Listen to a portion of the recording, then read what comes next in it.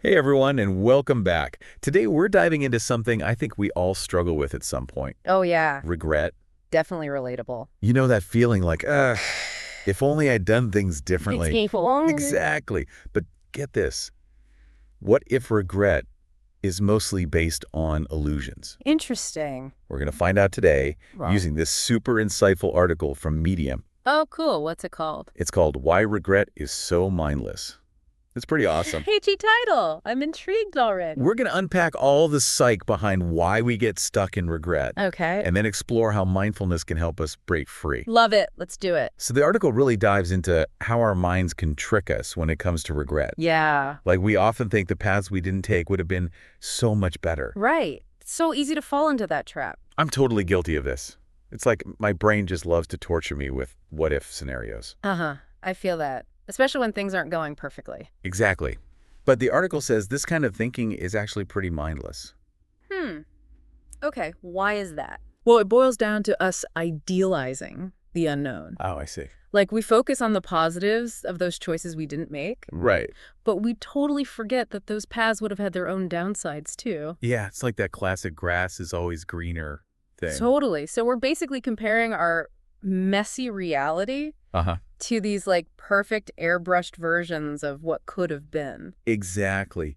And you know what else contributes to this? What's that? All those cognitive biases our brains love to use, Oh, yeah. like those mental shortcuts. Exactly. For example, there's this thing called availability bias, Okay. where we overestimate how likely something is to happen Uh, just based on how easily we can recall examples. so if I can remember a time someone made a different choice Yeah. and it worked out for them, Mhm. I'm more likely to regret not making that choice. Exactly. It's not that you're necessarily making bad decisions. Right. It's that your brain is like cherry picking the To evidence. support my regret. Yep. Yeah. Tricky brain. Okay, that makes sense. So it's not always me, it's my brain messing with me. Uh-huh. Sometimes. But look, sometimes we do make choices we regret later. That's true. What about those times? Well, mindfulness isn't about erasing the past Okay. or pretending those feelings aren't there. Right. It's about approaching them with curiosity Okay. and willingness to learn from them. Instead of getting stuck blaming myself. Yes. And dwelling on the what ifs. Gotcha. Okay. I see how this could be helpful. So can we back up for a sec? Sure. What exactly is mindfulness? Some people might think it's all meditation and chanting. Yeah, mindfulness can get a bit of a bad rap, Right. but it's actually super simple. Okay. Just think of it as paying attention to the present moment Okay. without judging it. So like noticing my breath, Yes. my body, my thoughts. Yes, but without getting all caught up in them. So just being aware of what's happening, Exactly. both inside and outside myself. Yes, without getting swept away by my thoughts and emotions. Exactly. And the article says this can be a huge help with regret. That makes sense. When you're truly present, Yeah. you're not dwelling on the past or stressing about the future. Right. You're just experiencing life as it unfolds. I like that. But I still don't get how that stops those pesky what-if thoughts. Okay. Well, the article highlights that regret often comes from our dislike of uncertainty. We crave knowing we made the right choice. And when we're uncertain, bam, those regret feelings hit. Whoa. You mean my fear of the unknown is fueling my regret? It can definitely play a part. Mind-blowing. It is. But mindfulness can help us get more comfortable with uncertainty. Instead of freaking out about what could go wrong, Exactly. I could see the unknown as a chance for growth and adventure. Precisely. And that makes us less susceptible to regret. Wow. Okay. So mindfulness helps us be okay with uncertainty. Yeah. And that helps us feel less regret. But hold on. There are a ton of those mental shortcuts. True. Are there any others that are messing with our ability to just move on? Oh, for sure. You remember loss aversion from earlier? Uh-huh. We feel the pain of missing out more than the joy of getting something. Exactly. That one's a bummer. But understanding it helps us make smarter choices. So you're saying I'm more likely to regret not doing something Often. more than actually doing it, even if it turns out bad. It happens a lot. It's how our brains are wired. Game changer. Okay. That's wild. And it makes sense. It does. And this leads to another interesting point. The problem with absolutes. Okay. We get so caught up in black and white thinking, Right. believing there's one right choice and everything else is wrong. Like our education system. Totally. Right versus wrong answers conditions us to think that way. But in real life, every choice has both good and bad sides. Exactly. Even the good choices have drawbacks. So by clinging to this idea of one perfect path, We're setting ourselves up for regret. You got it. Mindfulness helps us break free from that rigid thinking. And embrace the messiness of life. Yes, the complexity and nuance. So instead of beating myself up over mistakes, I can approach things with curiosity and a willingness to learn. Exactly, regardless of the outcome. Okay, I'm digging this. And that brings us to Dr. Ellen Langer. Oh, yes. Her work is featured a lot in this article. What does she say? She has some really insightful stuff about overcoming regret Okay. by shifting our perspective and embracing the unknown. I'm all ears. Well, she challenges us to ditch the black and white thinking and instead embrace uncertainty. She argues that we should see the unknown as a source of potential growth. Wow, that's a big shift in thinking. It is, but it can be so liberating. If we're not so afraid of making the wrong choice, Yeah, we're more likely to take risks, try new things, and have a more fulfilling life. exactly. And that leads us perfectly into the next part of our deep dive, Awesome, can't wait. where we'll explore Dr. Langer's ideas even more Sounds good. and see how mindfulness can help us overcome regret and create a more fulfilling life. I'm ready. Let's do it. Okay. So embracing uncertainty is key, Right. but how do we actually do that? Right. That's where Dr. Langer's work comes in, Okay, and the power of mindfulness. got it. She talks about mindful engagement. Mindful engagement. Okay, what's that? It's approaching things with an open mind. Uh, Instead of getting stuck in those rigid thought patterns. Like ditching expectations. Exactly. And being present in the moment, Okay. noticing the little details instead of just going through the motions. So instead of scrolling on my phone while waiting for the bus, Yeah. I could actually notice the leaves changing colors. Yes. Or the sounds of the city. It's like being aware of those everyday moments we usually miss. Exactly. And when we do that, it opens us up to new perspectives. So we're training our brains to be present, not just react to You everything. got it. And the more we do that, Yeah. the less likely we are to get stuck in those what-if thought spirals. Okay. But I got to be honest, Yeah, I'm still a little skeptical. that's okay. Can just paying attention really change how I feel about regret? Well, this is where it gets cool. Mindfulness isn't just about noticing thoughts. Okay, It's okay. also about self-compassion. Self-compassion. Something I definitely need more of, Me too. We're often way too hard on ourselves. especially when I feel like I messed up. I get that. But Dr. Langer says self-compassion is huge for overcoming regret. So being kind to myself even when I make mistakes. Exactly. That way we're less likely to blame ourselves and get stuck in negative thoughts. Instead, we can see those experiences as chances to learn.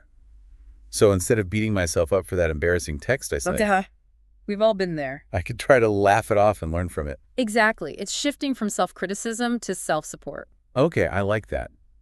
And the article says this helps with way more than just regret.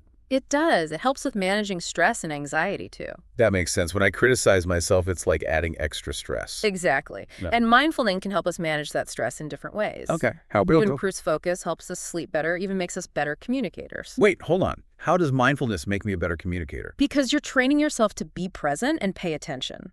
Okay. So instead of waiting to speak, you're actually listening to the other person, trying to understand them. So I'm actually absorbing what they're saying, Yes, not just letting it go in one ear and out the other. and that helps my relationships. For sure. It reduces misunderstandings, builds trust, and helps with conflict. So less drama, less stress, less regret. Makes sense, right? Totally. You mentioned mindfulness helps us sleep better too. I did. Are you a bad sleeper? Oh gosh. Don't even get me started. I'm always looking for ways to sleep better. Well, mindfulness can help with that. Tell me everything. It basically calms down your nervous system, Okay. slowing down your thoughts, letting go of worries, so Yeah. your body can actually relax. Like hitting the reset button before bed. Exactly. And when we're well rested, we handle stress better, And make fewer impulsive decisions. which can lead to less regret later on. Makes sense. Okay. What else? So mindfulness can also help us focus better. I am the queen of distraction. I could use some help there. Mindfulness helps train our attention to resist distractions. It's about focusing on one thing at a time, giving it your full attention. Whether it's work, a conversation, or just enjoying a meal. Exactly. It's being intentional with your mental energy. Not letting it scatter everywhere. Right. So you're more productive, less overwhelmed, and ultimately less likely to regret things. This is amazing. Mindfulness helps with so much. It really does. Uncertainty, self-compassion, stress, sleep, communication, focus. That's like the ultimate life hack. It kind of is. All these benefits help create a more fulfilling life. Less fear, less regret, more present moment. Exactly. But there's one thing the article didn't mention. Oh, what's that? What about regrets that are out of our control? Yeah, like regretting I wasn't born rich or don't have certain talents. That's a great point. Sometimes our regrets aren't our fault. So what can we do about those? Mindfulness can still help. Really? How? Helps us accept those things and focus on what we can control. Okay. We can't change the past, Right. but we can choose how we respond to it. Instead of dwelling on things. Yes. We can choose to find meaning in our present experiences. No matter our circumstance. Exactly. It's shifting from what we lack to what we have. And from what we can't do to what we can do. That's it. And that brings us to one of the most important takeaways. Resilience. Oh, yeah. Our ability to bounce back from tough times. Exactly. And the article says mindfulness is a key part of building resilience. So when we practice mindfulness, Yeah. we learn to observe our thoughts and emotions without being controlled by them. Yes. It's like creating space inside ourselves. To handle life's challenges better. Exactly. So Yeah. you're not totally derailed by every setback. I stay grounded and keep moving forward. Exactly. That resilience is so important for a fulfilling life. Life is full of ups and downs, after all. It is. There will be times things don't go our way. Mistakes, disappointments. It's how we bounce back that matters. So mindfulness isn't about avoiding the tough stuff. Nope. It's about building inner strength to handle it. With grace and resilience. That's beautiful. Okay, we've covered so much today. We have. But before we get too carried away, Uh-huh. what are some key things our listeners can take away from all this? Mm. All right, so we've talked a lot about regret and mindfulness, but let's bring it back to you, the listener. Yeah. Think of a regret you have right now, big or small. It could be anything. A career choice? A relationship that time you accidentally dyed your hair green? Oh, no. It happens. Yeah. But the point is to look at this regret through what we've discussed. Right.